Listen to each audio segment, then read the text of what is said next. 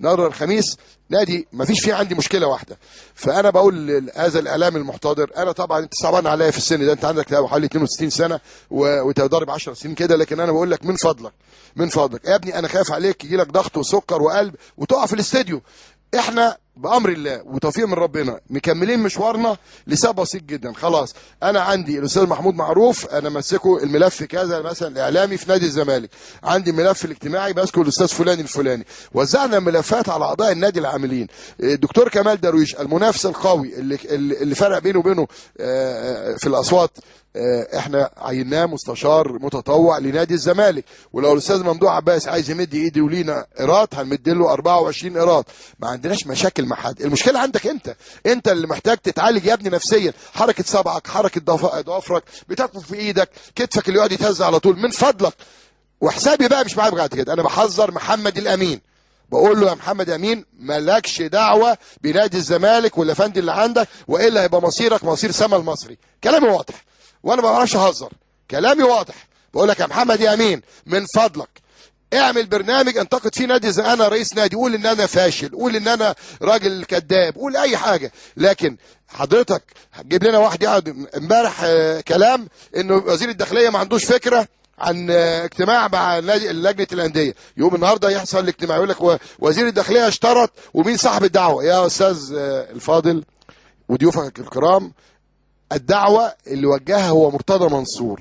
والسيد وزير الداخليه عند حضرتك، لان انا كنت مع السيد وزير الداخليه الاسبوع اللي فات وقلت له من فضل حضرتك عايزين نحل مشكله الجماهير، واتفقنا ان انا هدعو، انا اللي بدعو، انا اللي دعيت سيد جمال علام ايها المحتضر، انا اللي دعيته، وانا اللي دعيت النادي الاهلي، كلمت الحاج محمد عبد الوهاب امبارح واسالوه بعد ما خلص اسالوه، وانا اللي دعيت رئيس نادي الاسماعيلي، وانا كلمتهم كلهم على فكره الانديه الجماهيريه.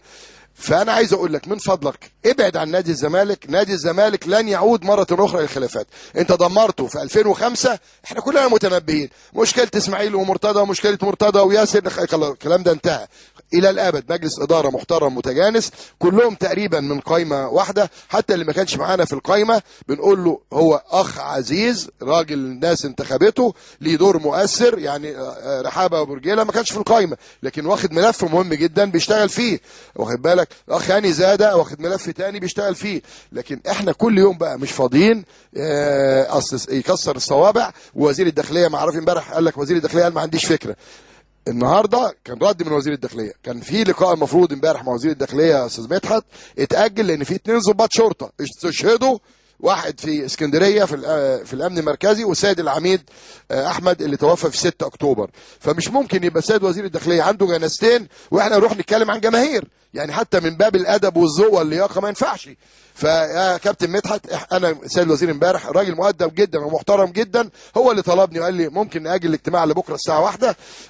التزمنا. احنا لا يعنينا بقى المحتضر ده يقول لك لا حصل وما حصلش، المهم النتيجه اللي احنا وصلنا لها انه الجماهير هتخش ان شاء الله في الدوره الرباعيه باذن الله، وانا بشكر السيد جمال علام لانه متجاوب. واحنا بقى الضوابط والشروط دي على فكره دي كلها كانت اقتراحات انا، والله وزير الداخليه لم يدعوا ضوابط ولا اقتراحات، الراجل كان موجود النهارده